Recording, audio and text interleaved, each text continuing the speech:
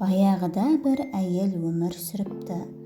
Ол өзінің 3 қызын аш-жалаңаш қалдырмай, асырап бағу үшін күн-түн демей жұмыс істепті.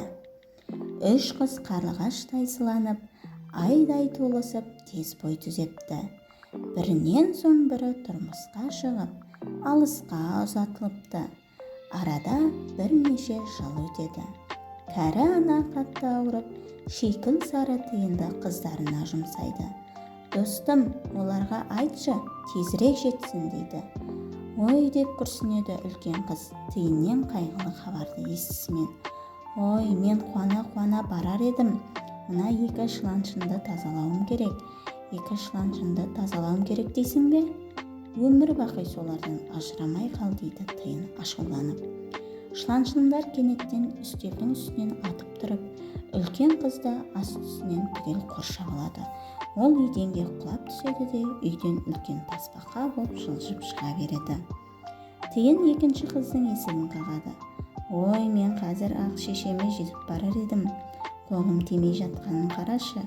Жәрмеңкеге апаратын кенепті тоқуым керек» деп жауап береді ол. Онда еш тыным алмастан өмір бақи тоқи бер дейді тиын. Сөйтіп екінші қыз өрмекшіге айналып кетеді.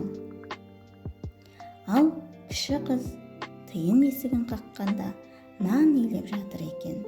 Ол бір сөзге де келместен, тіпті қолын да сүртуге мұршасы болмай, шешесіне қарай тұра жүгіреді. Әрқашанда адамдарға қуаныш сыйлап жүр, айналайын. Сонда жұрт та сені көзінің қарашығындай сақтап, сенің балаларыңды да, немерелеріңді де, шөберелеріңді де жақсы көретін болады дейді тиын. Шынында да үшінші қыз ұзақ өмір сүріпті. Оны барлық жұрт жақсы көріпті.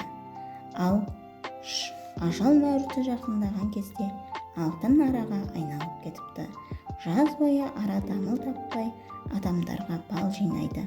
Ал қыста айналасындағылардың бәрі аязға ұшырап, суықтан қырылып жатқанда ара өзінің жып-жылы ортасында ұйықтайды.